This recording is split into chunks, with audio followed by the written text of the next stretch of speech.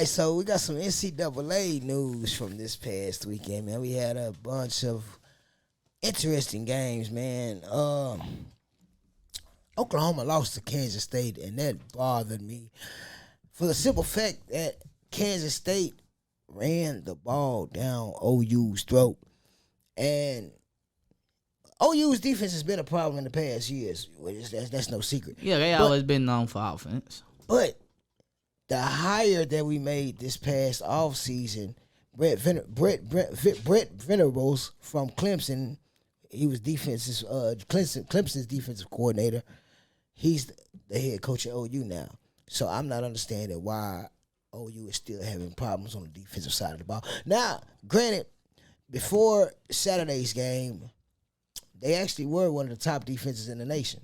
Mm-hmm. So they might just had a bad game. It happens. Yeah, Kansas State always plays them tough, bro. They I was always just gonna play say Oklahoma every year. tough. I was just gonna say every year that's y'all toughest game. It's like that's y'all next rivalry next to the Texas rivalry. So no, I'm not saying the hold on. whole Big 12 is kind of at each other's throat, man. Yeah, but I'm talking about far as problems. I'm not saying y'all have the same intensity. Kansas State always gives problems to whoever they play. Yeah, it's just they always they're gonna keep an athletic quarterback. And for those of you who don't know, they got Adrian Martinez, who used to play for Nebraska. Now last year when Oklahoma played Nebraska, Adrian Martinez gave Oklahoma some problems. So shout out to Kansas State's coaching staff for taking note of that and letting him do what he did Saturday night. They just kind of let him say, man, do your thing. Just do what you do. We're not going to handcuff you. We're going to let you do what you do. And it worked. It worked because they ran the ball down Oklahoma's throat. And that was something that I did not think I was going to see this season with Brett Venables being Oklahoma's new coach. Well, I mean, it's something I ain't going to say I could have seen, but I understand. It's still the first year. Everybody getting their footwork. Everybody getting used to their coach. Yeah, you could get used to them doing, practices and all that. But, it's still you still got to get used to them on that sideline in real game situation. So yeah, true. And, you can't really, sometimes, like I said, everybody can't start off heavy, man. Right. And speaking of the state of Kansas, the Kansas Jayhawks are 4-0. 4-0, huh? They 4-0, bro. They flying under the radar because nobody's mentioning that. Ain't nobody mentioning them because this is the first time since 2009 they started 4-0. Yeah, after they had that meltdown season. Nobody's used to it. Nobody's accustomed to saying the Kansas Jayhawks are 4-0. Not on the football side of things. Maybe they saying they ain't solidified. Maybe they still think it's just a good little run right now and it might burn out. They 4-0. I mean, 4-0 is 4-0. So, and I understand that the numbers don't lie. So 4-0 is 4-0, man. So do you think that as long as you do it one time, you solidify, or you gotta be able to do it twice? They just gotta stay undefeated. They gotta keep winning to solidify themselves.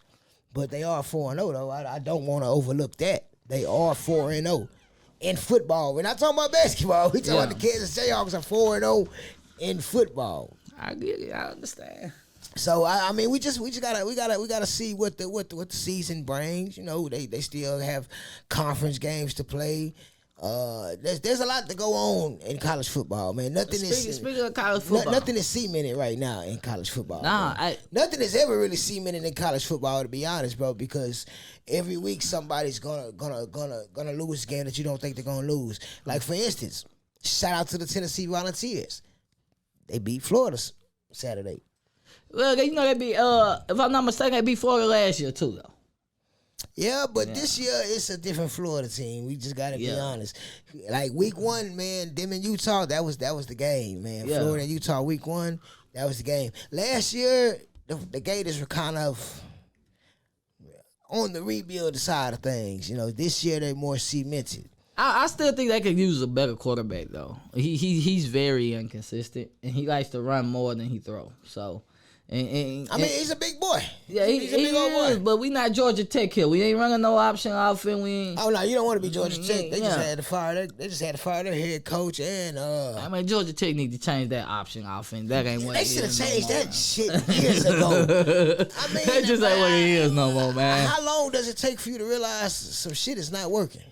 It's what I have trouble understanding. Like, you've been knowing for some years that, all right, man, this is kind of outdated. We're just not going to get much accomplished running this offense. But they stick to it. They might need to. Hey, man, we they might need to clean house. We can't even say nah, because over the years they've had different head coaches running the same offense. That's what I'm saying. So who's ever running that curriculum? You gotta look at the director at this point. Who's running that? Who's the director of that program? I think the AD got fired also. I think, if I'm not mistaken, the head coach was the AD. If I am not mistaken. I don't like you. You like when coaches play multiple hats like that? Not in college. Nah, not in college. Nah, I don't. I don't like it at all. I don't like it in college, man. I don't like it. I don't know if it was a surprise to y'all, but it sure wasn't a surprise to me. Ohio State hammered Wisconsin. I'm talking about. Oh, that's surprising. Wisconsin ain't really been. Hammered them boys. I mean, if I gotta pick a team right now and say this team is gonna win a national championship, based on what I've seen these first 4 weeks of the college football season, I'm gonna say Ohio State. Even though Georgia has been dominating, Georgia had some problems on Saturday. They did. They had some problems on Saturday. But you know, Georgia never really just come out. They don't come out the gate though. They always get better as the game comes to them. Well, Ohio State has been kicking all year. Started off with the Notre Dame game. And what I have noticed about Ohio State is the defense has turned it up. Not even a notch, 2-3 notches. And that's all they really needed, bro. Because they're going to keep an explosive offense. Well, you know, honestly, they're going at least for a fact, they're going to, lately these last couple of years, really since Zeke been there, they've been keeping an explosive defense as well. Yeah, but the last couple of years, that defense, like say for instance, when they lost to Clemson. Mm-hmm. Well, that's Clemson. But they lost because it wasn't because the offense couldn't score. It's because the defense couldn't stop Trevor Lawrence. They couldn't stop Trevor Lawrence. But back when Trevor was in college, who was stopping Trevor Lawrence? He dismantled Alabama defense, did he not? Yeah, he did. So we can say that's a case of not bad defense. He's just a hell of a quarterback. True, but Ohio State, if you just watch them this year and watch them from maybe last year, the year before, you'll see why I'm saying the defense has stepped it up. They have stepped it up major. So if I gotta pick a team right now and say this team's going with Georgia. I'm gonna go Ohio State. So we're going Ohio State, Georgia in the national championship. That's what we're saying. You wanna know why I don't say Bama? Don't get me wrong. Bama is a powerhouse, but I really think teams are not finna be scared of Bama no more after how they played against Texas. There's always gonna be a fear of Bama. I don't know. I don't know. There's always gonna be a fear of Bama. But I'm not saying you don't worry. See, you got worry and you got fear. I don't think they fear Bama no more. You worry about them, of course. I don't think the SEC teams are gonna fear Bama anymore because they're gonna feel like, man, they let Texas hang with them. But you gotta understand, Steve Sarkisian is a hell of a coach who has did a great job in changing the culture at Texas. I mean, Texas really, in the last few years, they really have not been a bad team. They just been like that one step away, that one little missing piece from having it all together. And speaking of Texas, they lost to Texas Tech on Saturday, bro. So the Big 12 is in shambles right now, and I believe, if I'm not mistaken, the Kansas Jayhawks are on top of the Big 12. Yeah, they is. As we speak. As we speak. I mean, they 4-0. That's because of where they at. No, because they haven't really gotten into conference play yet. Yeah. Only a few teams have played conference games so far. Yeah, but because of the Big 12 not really a powerhouse. Oh, yeah, it's a Power 5 school. Yeah, Yeah, I know. I understand that, but we talking about amongst the other power like the SEC and all that. Big 12 not you got really the great. SEC, you got the Big 10, Is you that got the Big 12, and then so? What do you put the Big 12? What do you put in all that? And number 3, you got the SEC. I put them 1. I do too. I put the Big 10 at number 2.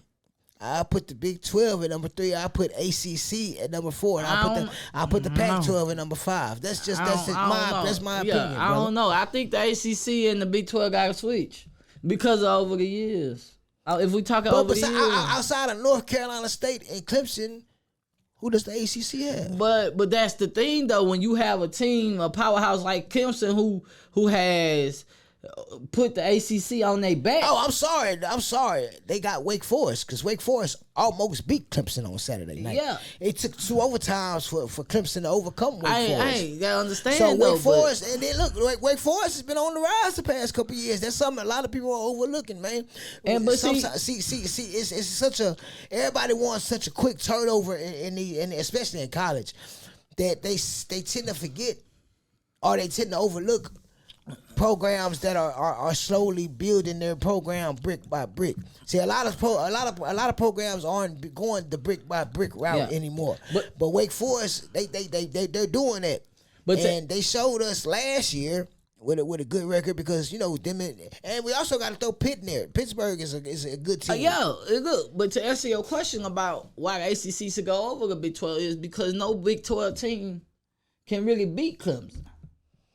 I don't know. So when you got one team that can pretty much run through your whole on any given day, are we talking any given day? Man, because Clemson, Clemson ain't just been dominating stuff this season.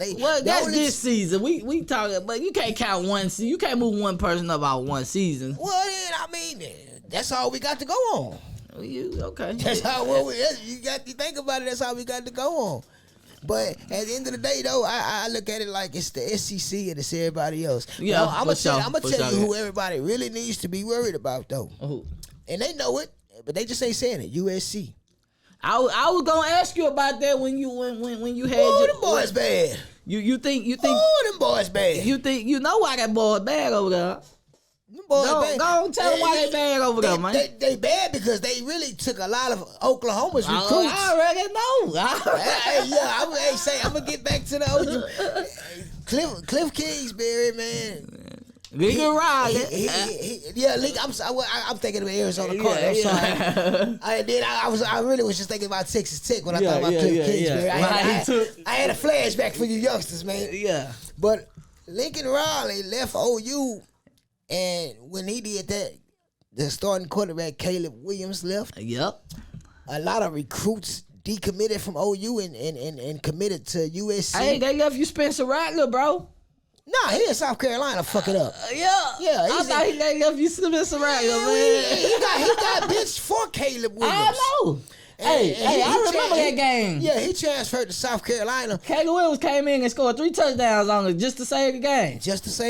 Was y'all going against Kansas State that game too? I believe so. I think it was Kansas State he had to come. I believe so. Yeah. But shout out to Caleb Williams and USC because they got some. They got some monsters over there, man. Man, that's Lincoln Riley, man. They got some monsters. Yeah, shout out to Lincoln Riley, man, because he left, and one thing about college football is I never blame players for transferring or decommitting. Do what's best for you. Do what's best for you. And you can't never get mad at a coach that's a player's coach, man. No, I'm not mad. Yeah. I'm saying in general. I wasn't mad when Lincoln. I was mad when he left, but I didn't take it personally. Yeah, I didn't take it personally because if I was coaching, and listen, I'm a boomer sooner, but if I'm coaching OU and I get a call from USC to go out here to Hollywood and I can just So you think it was the scenery? Because I ain't nothing in Oklahoma, so I could definitely see it. Yeah, of course the scenery has something to do with it, but he also knew that okay, I can go out here to USC and I got the whole California, I got the whole West Coast I could pick from, which you can also do from OU, but to be honest, a lot of cats out of California, man, which is one of the top high school football states in the country. They not looking to come to OU or nothing like that. They want to stay on the West Coast, and I can't blame them. Yeah. And so when Lincoln Riley made that switch, that made it a lot easier for those guys to say, okay, boom, now I got a reason to stay home. Yeah, I'm going with Lincoln. I'm going with Lincoln. And he's an offensive wizard, man. So I just want everybody to be on the lookout for USC. Man, Oregon and Washington State played a hell of a game Saturday, man. Washington State had them. But once you let Oregon start doing that Oregon shit, you can't stop them boys. Oregon got to get back to that spread offense. They were originators of that spread offense. You must didn't see them Saturday night. No, what I'm saying is... They got back on their bullshit. No, that's what I was saying. That's what they needed. They got back on their bullshit, man. That's what they needed. Washington State had them dead to rights. Yeah. And Oregon just, something clicked and... They just started going. No, that's what I'm saying. Oregon. That's why I said. They just started going. Oregon got back to that spread because people must have forgot. Oregon is the originators of that spread offense. I don't know. Remember back when Michael James and Mariota and Texas Tech been running that air raid for a long time too, man. Yeah, but are we talking effectively? We talking about Texas Tech was doing it effectively. They had Michael Crabtree over there, Graham Harrell. Come on now, we got to give props where props are due. Oh man, we got to give props where props are due, man. We is Texas Tech, but we talking modern day. If you really want to be honest, U of H was running it back in 1990. Oh man, I wasn't even born in 1990. We talking modern day, old man. While you was in the womb, Andre Well and U of H. I know who he is. Yeah, they was running that air raid back in 1990. Andre told Texas in your face, you didn't want to put me at quarterback? Yeah. And this I know 1990. So so we want to be technical. The air raid really has been around for some years. It's just it's evolved. Well, I'm speaking for my millennial. Yo, millennium. Yeah. It's been around for some years. It's just, Oregon for our time. And you know what I want to see? I want to see because Michael James. Because Oregon started the season off against Georgia, and it was a bad look, but Georgia is Georgia, man. That's one of the top defenses in the country. Yeah. But I would like to see a rematch. See, Georgia be stacked from head to toe on defense. I would like to see a rematch though. With who? Georgia and Oregon. And Oregon? Yeah. It'll be much closer this time. I'm not saying Oregon will come win, but it'll be much closer. That was a convincing win. I tell you what, Georgia won't whoop that ass 49-3 this time. Nah, they probably do it worse. Nah, I doubt it. I think